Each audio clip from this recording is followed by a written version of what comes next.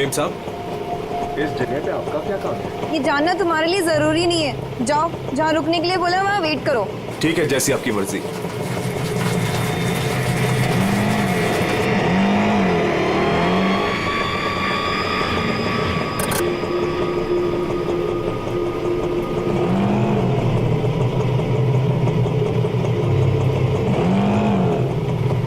अरे तुम गए नहीं अभी तक, जाओ।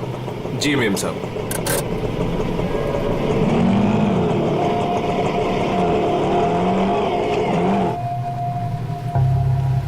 हेलो विशाखा, मैं करिश्मा बोल रही हूँ। मैं एमजी रोड के यहाँ कंस्ट्रक्शन बिल्डिंग पे खड़ी हूँ। मुझे तुमसे तुम्हारी शादी के बारे में बहुत ज़रूरी बात करनी है।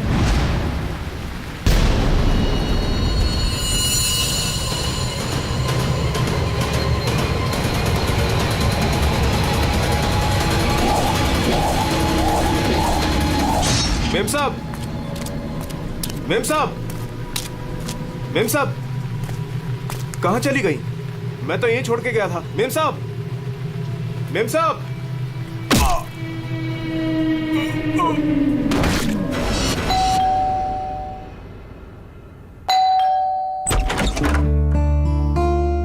अरे आप इतनी जल्दी आ गए ऑफिस से आज? हाँ, आज काम कुछ कम था। ये लो, आते आते तुम्हारे लिए कुछ साग सब्जियां लाया हूँ और इसे फ्रीजर में रख दो।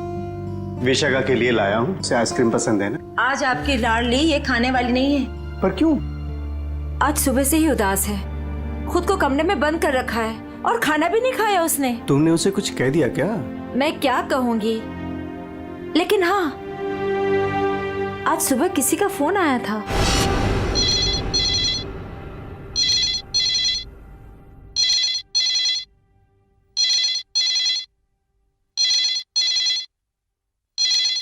हेलो।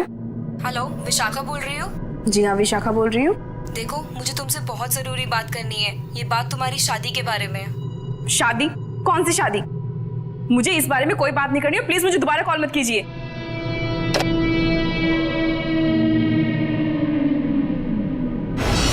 अरे इतनी मुश्किल से तो 2 हफ्ते पहले टूटी हुई शादी को भूल पाई थी, और फोन करके उसके जख्म किसने हरे कर दिए?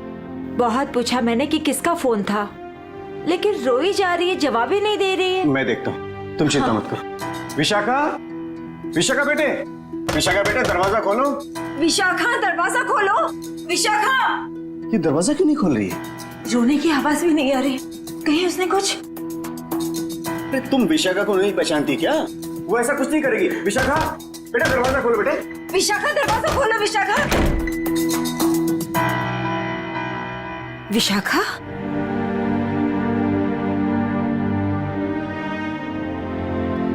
विशाखा बेटे, वो शादी वाले फोन कॉल से चिंता में है ना तू? हाँ पापा, काश मैंने उस गलत लड़के से शादी की जिद न की होती। मेरी वजह से आप लोगों को कितना अपमान सहना पड़ा। अरे नहीं बेटी, ऐसा कुछ नहीं है। उस लड़के के साथ तेरी शादी नहीं हुई, ये तो बड़ी अच्छी बात है। उस परिवार से तू बच गई बेटे। हाँ। और फिर हमारे इस लाडो के लिए इस शहर में कोई लड़के की कमी है क्या? हाँ? और क्या, हमारी विशाखा है इतनी प्यारी कि कोई भी लड़का इसे देखते ही पसंद कर लेगा। नहीं माँ, इस बार अपनी पसंद पे भरोसा करके मैं कोई गलती नहीं करना चाहती। आप लोगों की पसंद पे ही मेरी मंजूरी है। अरे हाँ सरिता, कल ठीक 3 बजे लड़के वाले विशाखा को देखने आ रहे हैं, तुम तैयार रहना।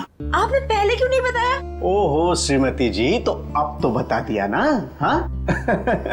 पापा, मुझे भगाने की बहुत जल्दी है ना आपको? वे क्यों नहीं, अब इसकी शादी हो जाएगी तो इस कमरे को मैं अपना स्टडी रूम बना लूंगा।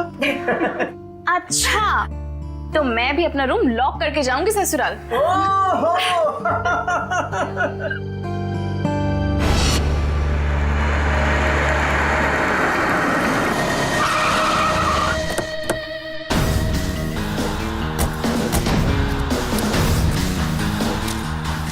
हाँ जी साहब, मैं यहाँ का बचपन, मैंने ही आपको फोन किया था। लाश कहाँ पर है? जी उस तरफ। चलो दिखा। जी।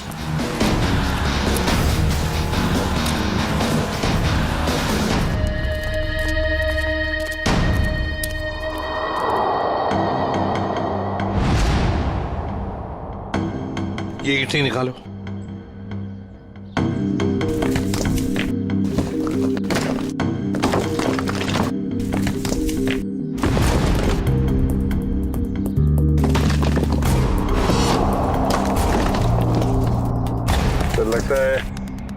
लाश को छुपाने की पूरी कोशिश की, लेकिन पूरी तरह से कामयाब नहीं हुआ है। हाँ, छुपाने की तो बहुत कोशिश की है, मगर जरूर कुछ ना कुछ तो भूल गया है वो। कोई ना कोई सुराग तो हमें जरूर मिलेगा। वैसे लाश ज्यादा पुरानी नहीं दिख रही है। एक काम करो, बाहर निकालो इसे, आराम से, संभल के।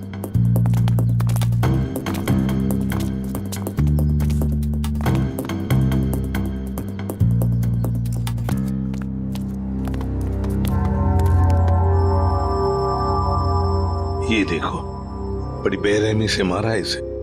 सामने से सीधे चाकू घोंप दिया सीने में। हाँ सर, देख के लगता है कि इसे चीखने चिल्लाने का मौका ही नहीं मिला। ये देखो, इसके सिर के पीछे भी चोट है।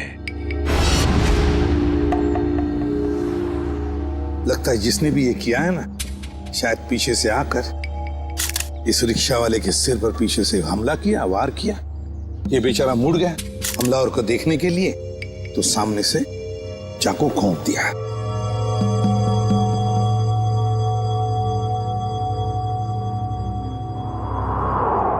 जेब में कुछ भी नहीं। लेकिन सर, कोई रिक्शा वाले को क्यों मारेगा? फ्रेडी, इस रिक्शा वाले को पैसे के लिए तो कोई नहीं मारेगा। हो सकता है इस रिक्शा वाले का किसी के साथ झगड़ा वगड़ा हुआ होगा या आपसी दुश्मनी हो, लेकिन अगर इसकी लाश यहाँ पर है, रिक्शा कहाँ पर होगी?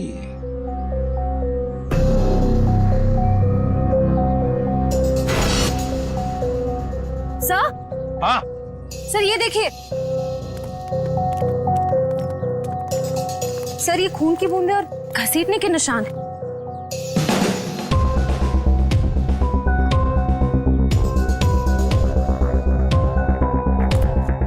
ये देखो, लगता है जिसने भी ये किया है, इस रिक्शा वाले को यहां से घसीट कर वो लेकर गया वहां ईंटों में छुपाने के लिए। वो क्या है?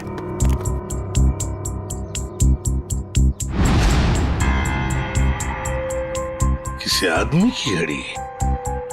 अरे ये तो काफी महंगी घड़ी है। शायद रिक्शा वाले की होगी। नहीं फ्रेडी, ये इस रिक्शा वाले की घड़ी नहीं लगती।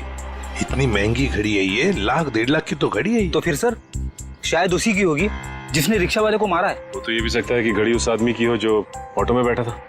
इतनी कीमती घड़ी पहनने वाला आदमी रिक्शा में नहीं जाएगा, मुझे नहीं लगता। देखो, और भी कोई सुराग मिलना चाहिए।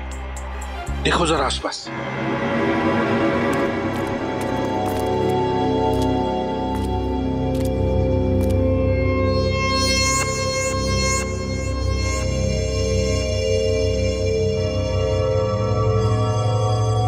अरे सर, कुछ मिला? हाँ सर, किसी लड़की की ये डायमंड इयररिंग मिली है, यहाँ नीचे गिरी हुई थी। इयररिंग? इसका तो एक ही मतलब हो सकता है, जब ये हादसा हुआ तब कोई लड़की यहाँ पर मौजूद थी। तो खून लड़की ने किया? सचिन, पता नहीं खून किसने किया, लड़की ने या और किसी ने, लेकिन एक बात तो जरूर है कि ये लड़की उस रिक्शा वाले के साथ मौजूद थी। सर, हो सकता है ये लड़की उस ऑटो वाले की सवारी थी। लेकिन लड़की यहाँ ऐसी जगह क्या करने आई थी? कुछ न कुछ तो और ही चक्कर है। जो भी हो, उस हादसे में जरूर हाथापाई हुई होगी, जिसकी वजह से वहां पर वो घड़ी मिली और अब ये इयररिंग। ये केस तो बहुत पेचीदा हो गया। इतने सारे सवाल लेकिन जवाब इतने कम। सारे सवालों का जवाब इसी बिल्डिंग में है। इस बिल्डिंग को अच्छी तरह से छान मारते हैं। Let's go.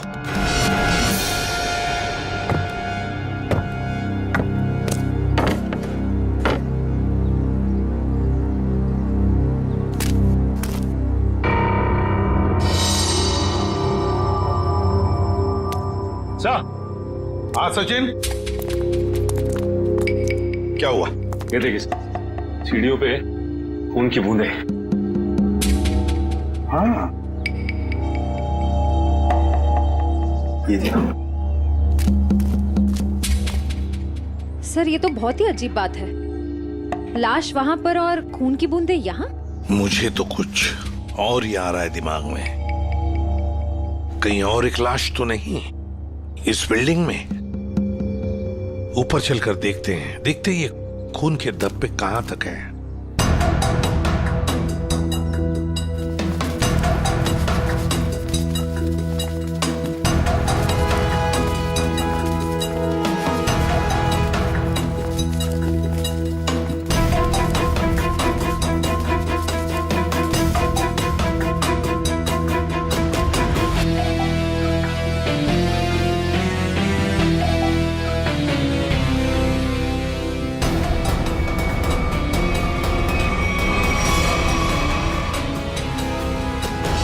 भाई साहब मैं तो कहता हूँ अभय और विशाखा एक दूसरे के लिए बिल्कुल सही है। दोनों के ख्यालात मिलते जुलते हैं, दोनों का स्वभाव एक है और वैसे एक साथ स्कूल में पढ़ चुके हैं। बेटा तुमने हमें बताया नहीं कि तुम अभय को पहले से जानती हो? नहीं पापा, अभय मेरी क्लास में नहीं थे। वो क्या है ना अंकल, हम दोनों की क्लासेस सेम थी पर सेक्शन अलग अलग थे। आप सेक्शन ए में थी और मैं सेक्शन सी में था। बात यह है ना जी, अभय के लिए एक से बढ़कर एक खानदान से रिश्ते आ रहे हैं, लेकिन इससे मना कर दिया है। स्कूल के वक्त से ही आपकी बेटी से प्यार करता है, लेकिन कह नहीं पाया, इसलिए आज मुझे आना पड़ा कहने के लिए। पापा प्लीज, आप मुझे एम्बैरेस कर रहे हैं। नैना और अनुष्का कैसे हैं? स्कूल टाइम से तुम्हारे बेस्ट फ्रेंड हुआ करते थे वो लोग। हाँ, नैना भी बेंगलोर में जॉब कर रही है और अनुष्का की रिसेंटली शादी हो गई है मसूरी में। सुना है बहुत ही खूबसूरत जगह है वो। जी। वैसे तो साउथ अफ्रीका भी बहुत ही सुंदर जगह है। 25 साल पहले हमने हमारे हीरो का बिजनेस वहां शुरू किया था और आज यहाँ तक ले आए उसे। आप लोग बैठिए, मैं आप लोगों के लिए चाय वगैरह लेकर आती हूँ। आप लोग बैठिए, हम आते हैं।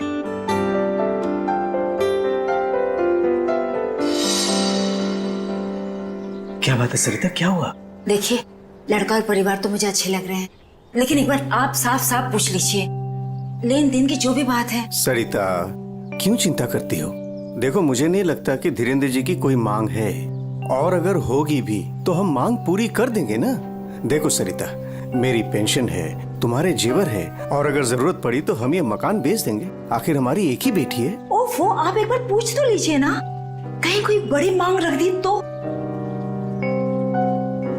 फिर तो ये रिश्ता नहीं हो पाएगा। खैर, अपनी किस्मत है, देखते हैं। चलो लीजिए भाई साहब। ये सब लाने की क्या जरूरत थी? इतनी तकलीफ क्यों की आपने?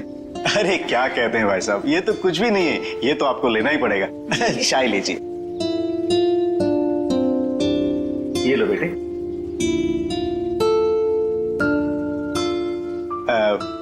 भाई साहब अगर आप बुरा न माने तो कुछ देर हम लोग बाहर चल के आपस में बात कर लेते हैं। अरे इतने में बच्चे भी एक दूसरे से बात कर लेंगे। अरे ये तो बहुत अच्छी बात है, चलिए।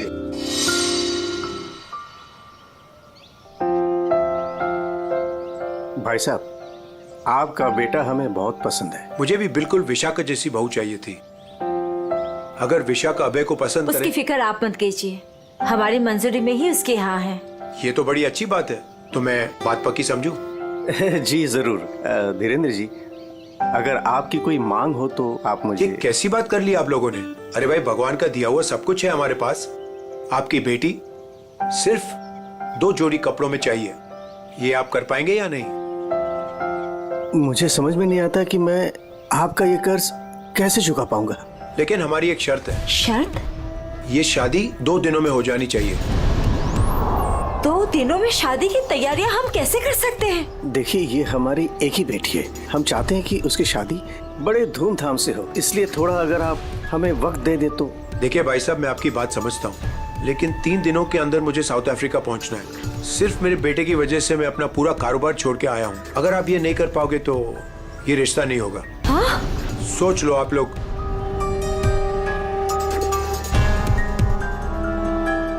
ठीक है भाई साहब, ये शादी परसों ही होगी। ये तो बहुत अच्छी बात है, मुबारक हो। देखिए, आप शादी की तैयारियां कीजिए, पैसे की चिंता न कीजिए, वो हम करेंगे। जी।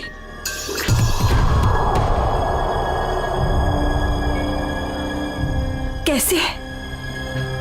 तुम चिंता मत करो सरिता, भगवान की जो मर्जी है वही होगा। चलो शादी की तैयारी करते हैं।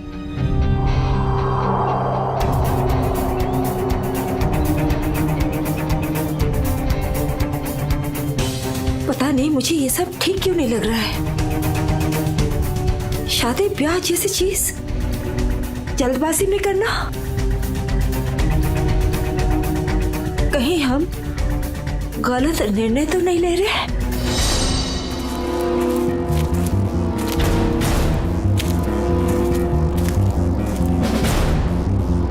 सर, इस लड़की का चेहरा तो पूरी तरह से बिगड़ चुका है। इसकी पहचान करना बहुत मुश्किल होगा। और सर, लड़की के पास से ना ही कोई आइडेंटिफिकेशन मिला है, ना ही कोई मोबाइल। तो लाश को देख के लगता है कि इसकी और उस ऑटो ड्राइवर की मौत लगभग एक ही वक्त हुई है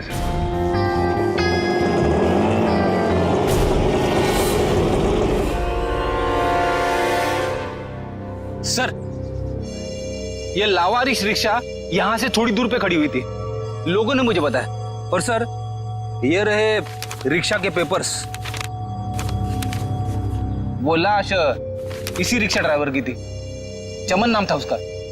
और सर, ये फोटो भी लगी उसकी। हाँ, चमन खुद मालिक था इस रिक्शा का। और कुछ मिला? हाँ सर,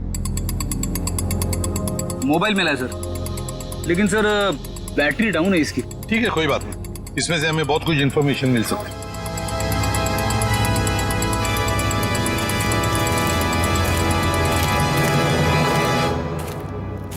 वॉचमैन होना यहाँ के। कैसी ड्यूटी करते हो? दो खून हुए यहाँ पर। साहब जी, ये सब कैसे हुआ? मुझे नहीं पता चला। चुप, नाटक बंद। जरा याद करके बताओ, क्या कोई आया था यहाँ पर इस रिक्शा में से? कोई नहीं आता इस रिक्शा से। ये कैसे हो सकता है? हाँ? कोई बिल्डिंग से ऑटो दूर क्यों खड़ा करेगा? बताओ कौन आया था? हाँ साहब जी, याद आया, जब मैं खाना खाने गया था ना, जरूर कोई आया होगा। झूठी करते हो।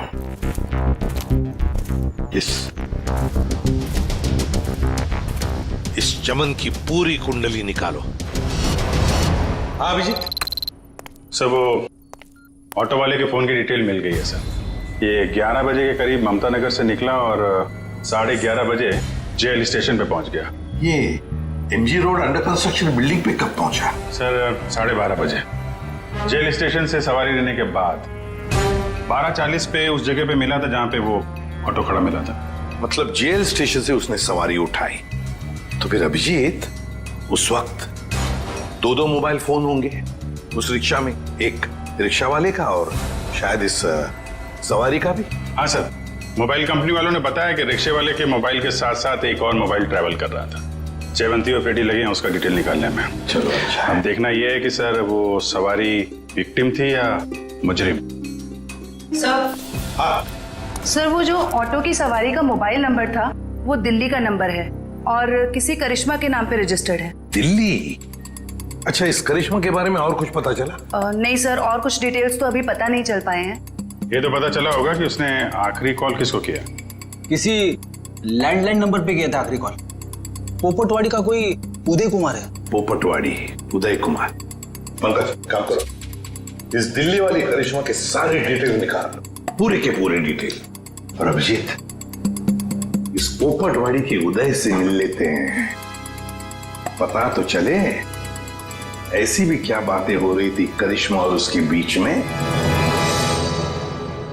इसका चेहरा तो बहुत बुरी तरह से बिगड़ गया है, एकदम तहस नहस हो गया है। सर, इनके फेस को हम रिकंस्ट्रक्ट नहीं करवा सकते? बहुत मुश्किल काम है तारिका, बहुत वक्त लगेगा। हाँ, लेकिन एक बात जरूर पता चल गई। ये पता चल गई कि ये काम क्या करती थी। क्या काम? तारिका, ये लड़की एक नर्स थी। नर्स? ये देखो, ये देख रहे हो, ये इसकी उंगलियों पर और ये अंगूठे पर ये कौन? ये निशान तो ज्यादातर उन्हीं लोगों के हाथों में होता है ना जो दूसरों को इंजेक्शन देते हैं। एग्जैक्टली तारिका। अब मुझे लगता है ये खून या तो किसी बदले की भावना से किया गया है या फिर कोई प्यार व्यार का चक्कर। प्यार व्यार का चक्कर? तुमको ऐसा लगता है तो तुम फोरेंसिक आते ही क्यों? तुम अब से मत आया करो हमारे लैब में प्लीज। हाँ, अरे ये क्या? हाँ। और अभिजीत, तुम्हारे और मेरे बीच में जो भी था ना वो खत्म। प्यार का चक्कर। सीआईडी यहाँ सब कुछ ठीक तो है ना? देखिए, आप फिक्र मत कीजिए, हमें पता है आपके घर में शादी का रस्म चल रहा है, लेकिन देखिए बात कुछ ज्यादा नहीं है, सिर्फ 2 मिनट की बात है। एक बात बताइए, कल लैंडलाइन पे कोई अनजान फोन आया था आपको? हाँ, मेरी बेटी विशाखा ने फोन उठाया था। जरा बुलाइए ना विशाखा को। विशाखा बेटी 1 मिनट इधर आना। हाँ जी, 1 मिनट। जी पापा। बेटे ये हाय विशाखा, शादी मुबारक हो। Thank you. हम सीआईडी से हैं, मैं इंस्पेक्टर श्रेया। कल सुबह 10 बजे लैंडलाइन पे एक कॉल आया था। जी आया था। किसका फोन था? किसी करिश्मा का फोन था, बट मैं उसे नहीं जानती। अगर तुम उस लड़की को नहीं जानती हो तो उसने तुम्हें क्यों कॉल की? दरअसल वो मुझसे मिलना चाहती थी, पर मैंने उसे मना कर दिया। तुम तो कह रहे हो तुम उसे जानती तक नहीं, फिर भी वो तुमसे बात करना चाहती थी। कोई ना कोई तो वजह जरूर होगी, हैं? बताओ। शायद वो मेरी शादी के बारे में कुछ बात करना चाहती थी। क्या क्या बात करना चाहती थी? कुछ बताया उसने? जी, तब तक तो मुझे भी नहीं पता था कि मेरी शादी होने वाली है। वो शायद मेरी पिछली शादी के बारे में बात करना चाहती थी। मतलब विशाखा, तुम्हारी पहले भी एक शादी तय हो चुकी थी जो टूट चुकी है। देखिए प्लीज, अगर इस बारे में इस वक्त बात न करें तो अच्छा होगा। बड़ी मुश्किल से उस सदमे से ये उभर पाई है। प्लीज। पापा, इट्स ओके, मुझे उस बात से कोई फर्क नहीं पड़ता है। पर आप इस फोन कॉल के बारे में मुझसे इतने सवाल क्यों पूछ रहे हैं? दरअसल बात यह है कि करिश्मा नाम की उस लड़की का। अरे 1 मिनट में समझाता हूँ। देखिए, ये करिश्मा जिसने फोन किया था यहाँ पर, हम उससे मिलना चाहते हैं एक केस के सिलसिले में। ये करिश्मा कोई मुजरिम है क्या? क्या इसने कोई जुल्म किया है और ये मुझसे क्यों बात करना चाहती है? देखो, करिश्मा मुजरिम है या नहीं ये अब तक तय नहीं हुआ है। खैर छोड़ो, आप लोग शादी की तैयारियां करो। और विशाखा, हम सब की तरफ से शादी मुबारक हो। Thank you.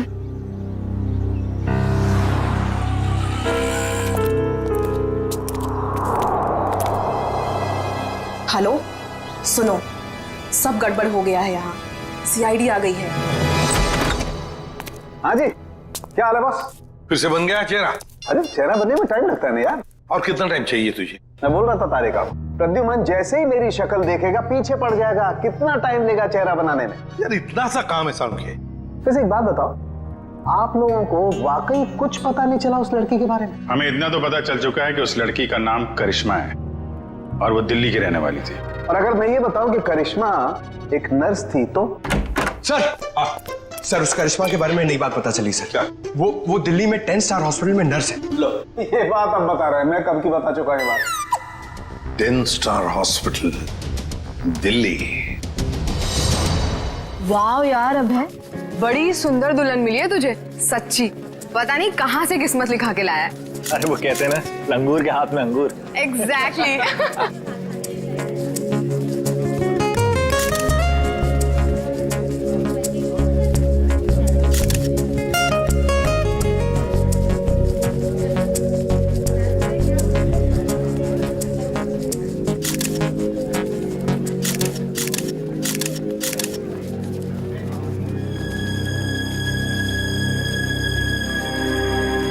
उदय जी, आप रो रहे हो? सब ठीक तो है ना? ये तो खुशी के आंसू हैं। आज अपनी बेटी को दुल्हन बना जो देख पा रहा हूं मैं, इसलिए। आपसे कुछ बात करनी थी। हाँ हाँ, तो कहिए ना। यहाँ कहना ठीक नहीं होगा, जरा अंदर चलिए ना।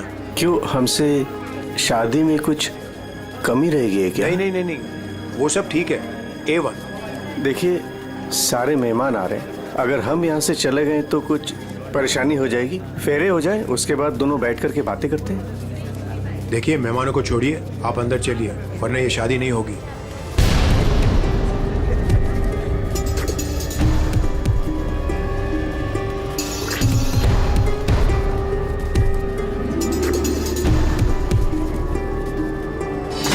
आइए उदय जी।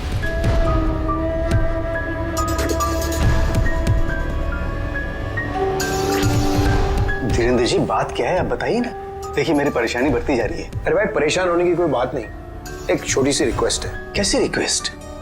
आपको याद है मैं आपके घर आया था आपकी बेटी को देखने, और मैंने आपको कहा था मुझे दहेज बिल्कुल नहीं चाहिए। जी मुझे अच्छी तरह से याद है, आपने कहा था कि आपको दहेज नहीं चाहिए। तो अब क्या चाहिए आपको? मैं अपनी जुबान का पक्का हूँ, कहा ना दहेज नहीं चाहिए, दहेज नहीं लूंगा। हाँ मगर आपको दहेज नहीं चाहिए तो क्या चाहिए?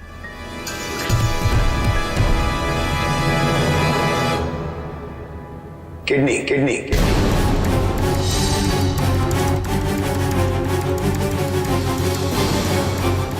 किडनी?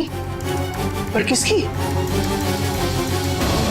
मैं शायद आपको बताना भूल गया कि मेरी तबीयत दरअसल ठीक नहीं रहती, और जल्द से जल्द अगर किडनी ट्रांसप्लांट नहीं हुआ तो मैं ज्यादा दिन नहीं बच पाऊंगा।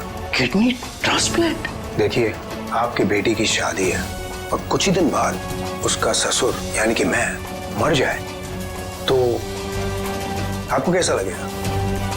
पर धीरेन जी, मैं अपनी किडनी कैसे, मेरा मतलब। मैंने पूरा पता लगा लिया है, हम दोनों की किडनीज मैच होती हैं। अच्छा, तो इसका मतलब ये शादी ब्याह ये सब ढोंग है। दरअसल आपको मेरी किडनी चाहिए, इसलिए आपने ये सब। अब फेरों में 2 घंटे और, बहुत समय आपके पास, सोच लीजिए। और वैसे भी हम दोनों एक परिवार का हिस्सा बनने जा रहे हैं, तो एक परिवार वाले का फर्ज बनता है दूसरे परिवार वाले की जान बचाने का।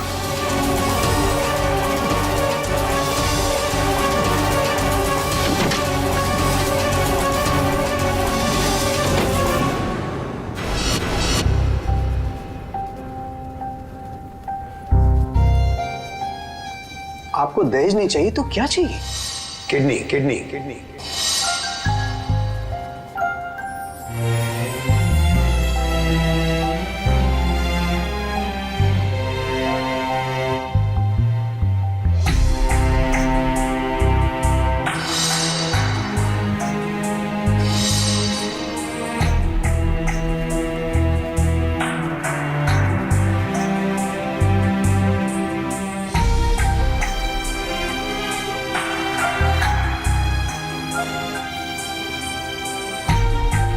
अरे कहाँ चले गए थे आप? कुमार साहब आए हैं अपनी पत्नी के साथ, वो आपको ढूंढ रहे थे। सरिता, आओ मेरे साथ, 2 मिनट तुमसे बात करनी है। चलो।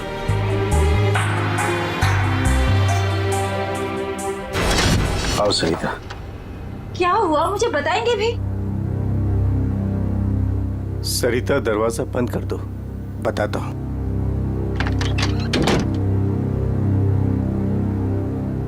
अभी तो बताइए, मुझे बहुत घबराहट हो रही है। धीरेन्द्र जी ने मुझसे कुछ मांगा है। पता था मुझे कि ये शादी दहेज लिए बिना हो ही नहीं सकती। वैसे कितने पैसे मांगे हैं उन्होंने? नहीं, उन्होंने मुझसे पैसे नहीं मांगे। तो फिर? सरिता, उन्होंने मुझसे मेरी किडनी मांगी है। किडनी? हाँ सरिता। हे भगवान, इसका मतलब ये सब शादी वादी ढोंग है। वो आपकी किडनी लेना चाहते हैं? मुझे भी यही लग रहा है। ये अचानक से उनका मेरे घर आना, फिर 2 दिन में शादी, और अब ये सब कुछ। सरिता, मुझे तो इसमें बहुत बड़ी साजिश लग रही है। तो क्या अब हमारी विशाखा की शादी फिर से टूट जाएगी? अगर मैंने किडनी नहीं दी तो ऐसा ही होगा। ना सरिता, तुम मत रो।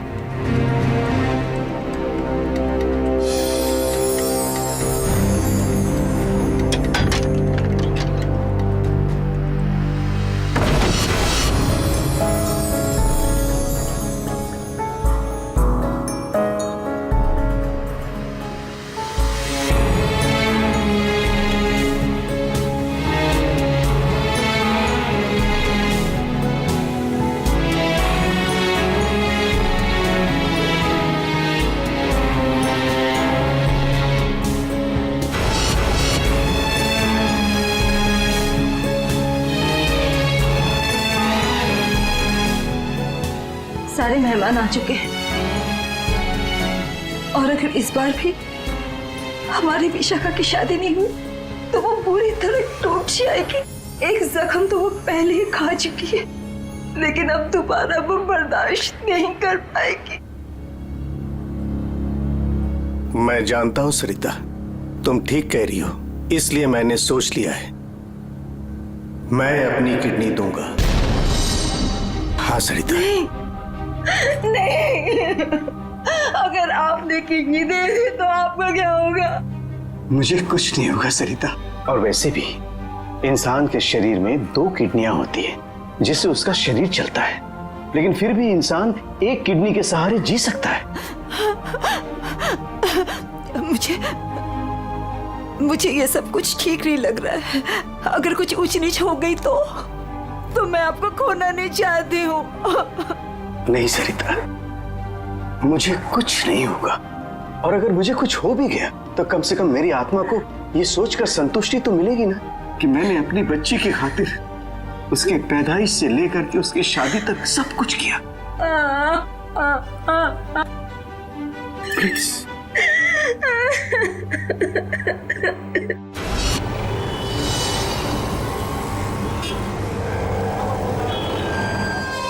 हेलो सर, मैं अनुज, इस हॉस्पिटल का डीन। करिश्मा की मौत की खबर सुनकर आई एम शॉक्ड। वो बहुत ही काबिल नर्स थी। वैसे डॉक्टर साहब, एक बात समझ में नहीं आ रही है, ये करिश्मा ने अचानक से छुट्टी क्यों ली और फिर यहाँ से मुंबई चली गई? कोई खास वजह थी क्या छुट्टी लेने में? उसने छुट्टी ली और यहाँ से चली गई। अब यहाँ से जाने के बाद वो कहाँ गई, किस लिए गई, इसके बारे में हमें कुछ नहीं पता। देखिए, हम लोग करिश्मा के घर गए थे, लेकिन वहाँ से कोई ज्यादा जानकारी मिली नहीं है। क्या आप बता सकते हैं कि यहाँ पे करिश्मा को कोई सामान वगैरह पड़ा है? आप चाहें तो करिश्मा का लॉकर देख सकते हैं। जी हाँ, जरा दिखाइए लॉकर। आइए। चलिए। अरे सर, इस लॉकर को देखकर मुझे मेरी नानी की अलमारी याद आ गई। वो भी अपना सारा सामान ऐसे ही ठूस ठूस के रखती थी। सर, ये तो किसी मरीज की मेडिकल रिपोर्ट है। किसकी फाइल है ये? देख। उदय कुमार। उदय? विशाखा के पिताजी उदय कुमार? कमाल है, इस फाइल को तो हॉस्पिटल के रिकॉर्ड रूम में होना चाहिए। ये करिश्मा के लॉकर में कैसे? मतलब ये करिश्मा उदय जी और उसके परिवार वालों को जानती थी? वो परिवार वाले तो बता रहे थे कि वो करिश्मा को जानते ही नहीं। जरा बताइए, किस चीज का इलाज चल रहा था उदय का?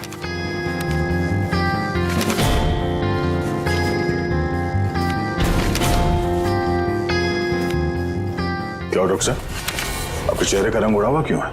उदय जी को फूड पॉइजनिंग थी और उनके सारे टेस्ट किडनी के करवाए गए हैं। क्या?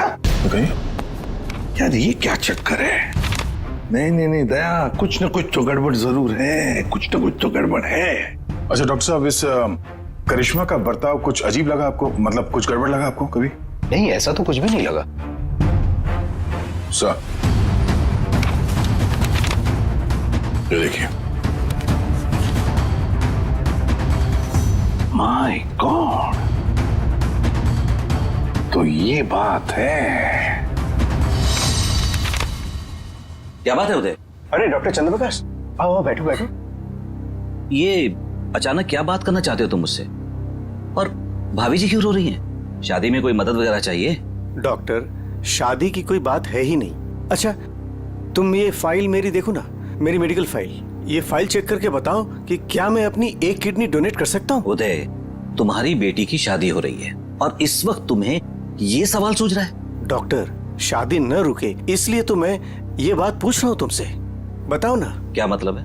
मतलब मैं बाद में तुम्हें समझाऊंगा। तुम पहले मुझे ये बताओ कि मैं एक किडनी के सहारे जी सकता हूँ या नहीं। बताओ डॉक्टर, मुझे प्लीज बताओ ना।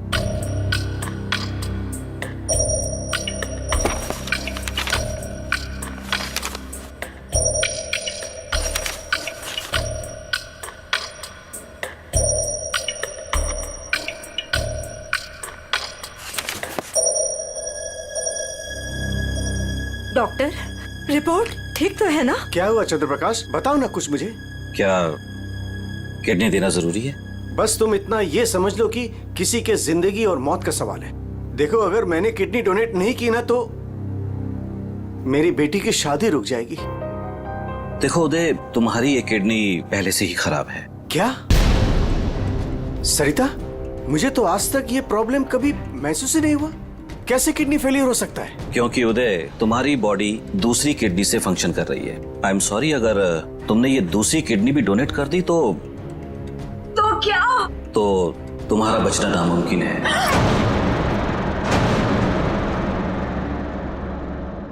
किडनी डोनेट करने के लिए तुम मेडिकली फिट नहीं हो। देखो, ऐसा मत कहो डॉक्टर, मुझे ये किडनी दान करनी ही पड़ेगी किसी भी हालत में। डॉक्टर प्लीज जरा चेक करके बताओ, कोई तो रास्ता निकालो। देखो उदय, फाइनल डिसीजन मैं नई रिपोर्ट के आने के बाद ही दे पाऊंगा, लेकिन इस रिपोर्ट के मुताबिक किडनी डोनेट करना मतलब मौत को दावत देने जैसा है।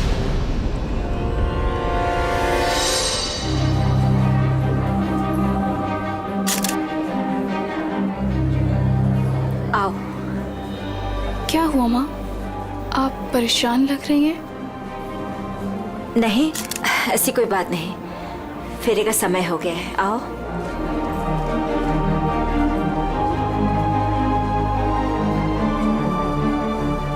अरे उदय जी, आप ही को ढूंढ रहा था। फेरे लगवाएं या फिर मैं बारात वापस? जी नहीं, बारात वापस ले जाने की नौबत नहीं आएगी। मुझे पता था आप बड़े समझदार इंसान हो, सही डिसीजन लिया। और वैसे आप अपनी बेटी को इतना प्यार जो करते हो, आइए। यकीन नहीं आ रहा है दया, शादी के नाम पे ऐसी सौदेबाजी।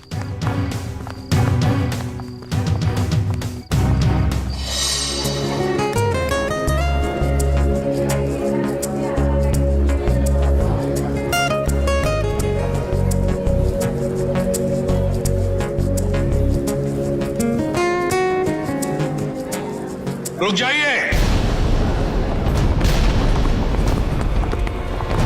सरिता जी। जी। उदय जी कहाँ है? वो तो यही। कहाँ है उदय जी? यही तो थे, कहाँ चले गए? आप लोग यहाँ फिर से, क्या हुआ? हमारा उदय जी से बात करना बहुत जरूरी है, जरा बुलाइए उन्हें। उदय जी। उदय जी। कहाँ गए उदय जी? बुलाइए। मम्मी, पापा कहाँ चले गए?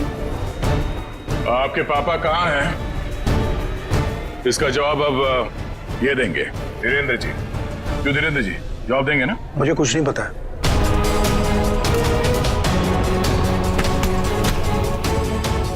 नहीं पता तो सड़क कहाँ है आप?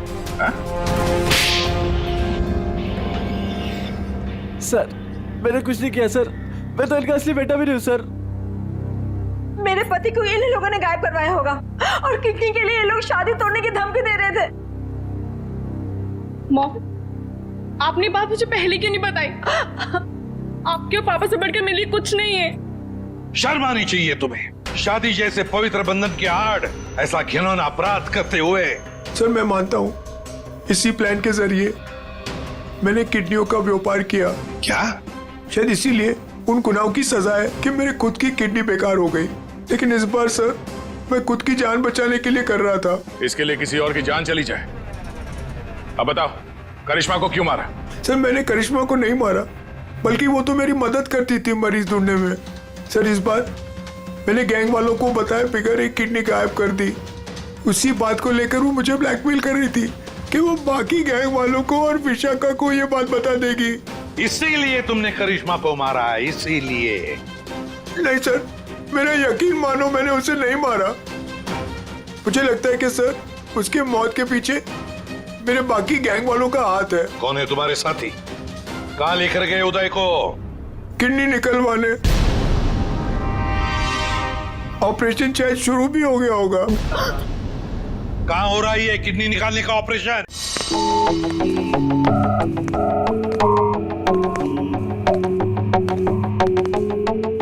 चल डॉक्टर, ऑपरेशन शुरू कर। देखो तुम जो ये कर रहे हो ना, ठीक नहीं कर रहे हो। बकवास बंद कर और अपना काम कर जल्दी।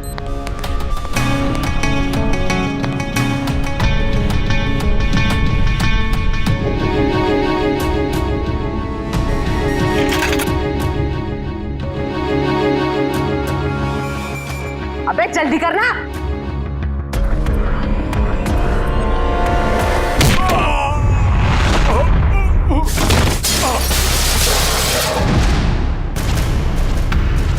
कौन है वहां?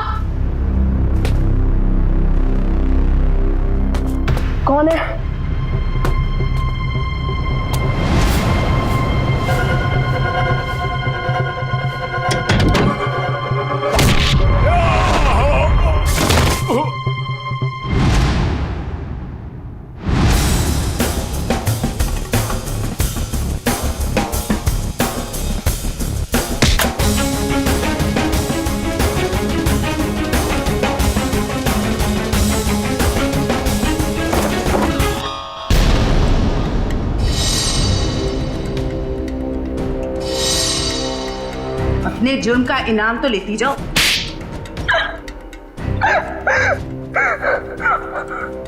ये सारा षड्यंत्र हमने सिर्फ लोगों की किडनियां हथियाने के लिए किया है। ये सब पता है हमें। ये बताओ करिश्मा को क्यों मारा तुम? क्योंकि करिश्मा हमें धोखा दे रही थी। लेकिन तुमने करिश्मा का खून किया, ये बात तुमने धीरेन्द्र से क्यों छुपाई? ताकि जब धीरेन्द्र किडनी ट्रांसप्लांट के लिए ऑपरेशन थिएटर में आए तो वहां उसे आराम से मार सके, ताकि वो खून ना लगकर एक हादसा लगे। और उदय की किडनी तुम ऊंचे दाम में बेचना चाहती थी, क्योंकि उदय का blood group Bombay blood group है, एक रेयर ब्लड ग्रुप है ना? यही प्लान था सर, लेकिन आप सीआईडी वालों की वजह से वो सब चौपट हो गया।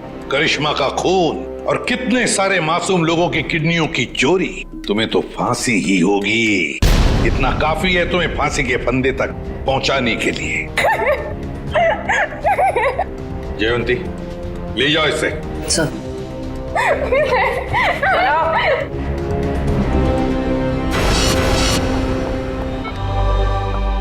कैसे आप? तबीयत कैसी है आपकी? आप ठीक तो हैं आप? सरिता, विशाखा बेटी, तुम लोग रो क्यों रहे हो? क्या हुआ मुझे? मैं आपसे कभी बात नहीं करूंगी। आपको क्या लगा मेरी शादी आपकी जिंदगी से ज्यादा जरूरी है? ऐसी कोई बात नहीं। दरअसल मैं और सरिता, हम तो सिर्फ तुम्हारी खुशी चाहते हैं बेटे। मेरी खुशी आपसे है, आपसे है। माना बाकी लड़कियों की तरह मेरा भी सपना है कि मेरा भी एक अच्छा पति हो, लेकिन वो पति मुझे अपने पिता की कीमत पर बिल्कुल नहीं चाहिए। देखा उदय जी, आपकी बेटी विशाखा कितनी समझदार है, सियानी है और सही बोल रही है। एक बात हमेशा ध्यान में रखना, बेटी घर का सम्मान होती है, सुख होती है, खुशी होती है। उसके हाथ पीले करना तो सौभाग्य की बात होती है, लेकिन उसके लिए माता पिता को अपनी जान दांव पर लगाने की कोई जरूरत नहीं। एसीपी साहब, मैं आपसे वादा करता हूं, चाहे कुछ भी हो जाए, मगर मैं इंतजार करूंगा। अब की बार मैं अपनी बेटी का हाथ सिर्फ उसी को दूंगा जो इसके लायक हो। आप सबका बहुत बहुत शुक्रिया बेटी। Thank you very much.